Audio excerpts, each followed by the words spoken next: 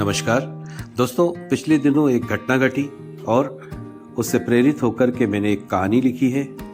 आपके समक्ष वही कहानी इस वीडियो में प्रस्तुत करने के लिए जा रहा हूं। इसका टाइटल है गुम मोबाइल।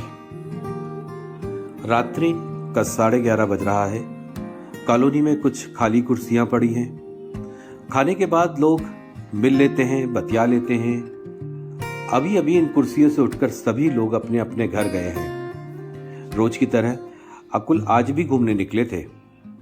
पैदल चलने का शौक जो लग गया है, जब से हाथ में स्मार्ट वॉच बांधने लगे हैं तो स्टेप्स काउंट करके 10,000 का टारगेट पूरा करना ये रोज का उद्देश्य बन गया है। चलो अच्छा भी है, पैदल चलना हेल्थ के लिए सबसे अच्छी एक्सरसाइज होती है।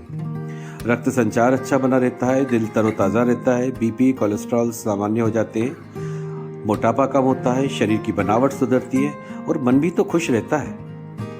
अभी थोड़ी ही देर पहले आया था अकुल, सबसे मिलते हुए अंदर गया।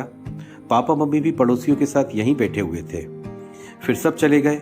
वही कुर्सियां खाली पड़ी दिखाई दे रही हैं। अनायास ही अकुल के घर में से कुछ आवाजें आने लगी। अकुल बहुत ज्यादा परेशान है क्योंकि उसका मोबाइल फोन नहीं मिल रहा है। मोबाइल फोन जो आजकल ना सिर्फ महंगा होता है बल्कि इंसान को उससे लगाव भी बहुत हो जाता है। अकुल भी दुखी है, तनाव में है, परेशान है क्योंकि वह भी इसी दुनिया के इंसानों में से एक है जिनको मोबाइल दूर हो जाने पर पैनिक अटैक आ जाता है। अब ये मोबाइल गुम गया है या कहीं गिर गया है या छूट गया है, इसी बात पर उनके घर में बहस हो रही है। मम्मी पापा हैं तो डांट भी तो होना ही है। अकुल बता रहा है, कुछ समझा रहा है, मगर अफसोस कि उसके उच्चारण में कमी रहती है। बहुत साफ नहीं बोल पाता है। मम्मी पापा को इतना तो समझ में आ गया है कि वो बाहर मोबाइल लेकर के ही गया था। पापा ने गुमे हुए मोबाइल पर कॉल लगाई। पूरी रिंग जा रही थी। मन में एक आशा बन गई कि कहीं रखा हुआ मिल जाएगा। वो लगातार सभी प्रकार की संभावनाएं जताए जा रहे थे। मम्मी ने सलाह दी कि तुम इसके साथ जाओ, जहां जहां यह गया था वहां जाकर के ढूंढो। पापा को इतनी रात को यह मुश्किल सा कार्य लग रहा था क्योंकि सड़क पर गिरा हुआ मोबाइल भला कभी वापस मिल सकता है क्या? फिर भी रिंग जा रही है तो इसका अर्थ है कि फोन अभी जहां है वहां सुरक्षित हो सकता है। थोड़ी संभावनाएं मानते हुए पापा ने अकुल के साथ जाना शुरू किया। एक गली से दूसरी गली, इस सड़क से उस सड़क, और इस बीच मोबाइल पर कॉल करने का अनवरत प्रयास भी जारी रखा। हेलो। अचानक सामने से आवाज आई। पापा हतप्रभ रह गए कि अरे, यह फोन तो किसी ने उठा लिया है। मन में थोड़ी जिज्ञासा और थोड़ा संदेह लेकर बोले, हेलो। सामने से फिर आवाज आई, हेलो, कौन? अब की बार आवाज सुनने के बाद पापा के आश्चर्य का ठिकाना न रहा क्योंकि वह इस आवाज को पहचान चुके थे। इसलिए तुरंत बोले, जय भोले। सामने वाले ने भी उसी अंदाज में कहा कि जय भोले। हमारे एक पड़ोसी हैं, आते जाते सभी का अभिवादन जय भोले के घोष के साथ करते हैं। अब तो उनका उपनाम ही भोले पड़ गया है। पापा ने बोलना शुरू किया और अब उनकी आवाज में खुशी समाई हुई थी क्योंकि एक चीज तय हो चुकी थी कि अपना मोबाइल मिल चुका है। तो वो बोले कि भोले, ये अकुल का मोबाइल है? सामने से जवाब आया, अरे आप तो अकुल के पापा हो ना। यहाँ मोबाइल की रिंग आ रही थी तो पहली बार तो मैं डरा, मगर दूसरी बार में मैंने देखा इसमें पापा लिखा हुआ आ रहा है तो उठा लिया है। पापा बोले, बोले कहाँ हो? वह बोले, भोले मैं तो घर ही जा रहा हूँ। फिर थोड़ी प्रश्नवाचक आवाज में पापा ने पूछा कि ये मोबाइल वहाँ कॉलोनी में गिर गया था क्या? वह बोले, नहीं नहीं बोले, ये तो अपनी कॉलोनी के पास जो मेन रोड है उस पर जो मंदिर है वहां पर उल्टा पड़ा हुआ था। पापा को समझ में आ गया कहाँ की बात चल रही है। चलते चलते उसी स्थान पर पहुंच रहे थे। पापा को यह भी लगा कि कितनी बड़ी बात है कि मोबाइल मंदिर के सामने रोड पर पड़ा रहा।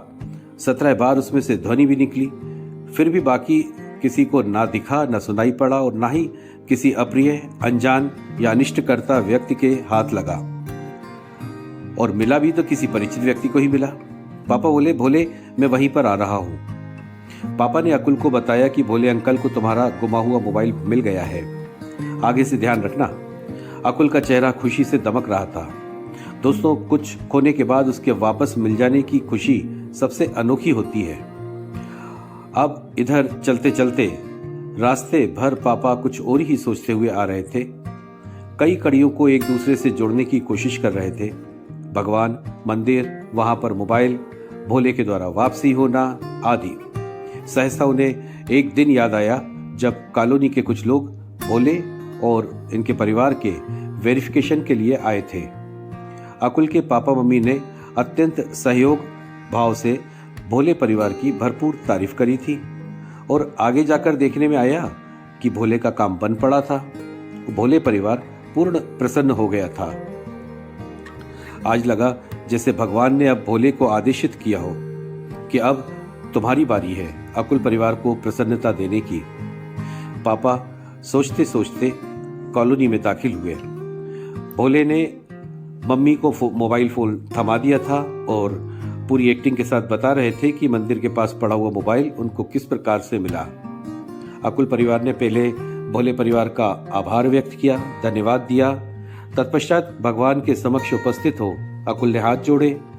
पापा यह सब देख रहे थे और सोच रहे थे कि थोड़ी देर जो चला वह सब इन्हीं का तो खेल था। तो दोस्तों, देखा आपने, इस कहानी में हम जब कहीं किसी के लिए निस्वार्थ भाव से अच्छा कर रहे होते हैं तो ऊपर वाला हमारे लिए भी कहीं अच्छा होने की योजना बना ही देता है। इसलिए आपको जब भी अवसर मिले भलाई के कार्य अवश्य करते जाएं। तो दोस्तों, ये मेरी स्टोरी थी। आशा है ये आपको पसंद आई होगी। इसके लिए प्लीज़ आप लाइक करिए, शेयर करिए और प्लीज़ मेरे चैनल को सब्सक्राइब अवश्य कर दीजिए। मिलते हैं नेक्स्ट वीडियो में और तब तक के लिए बाय बाय।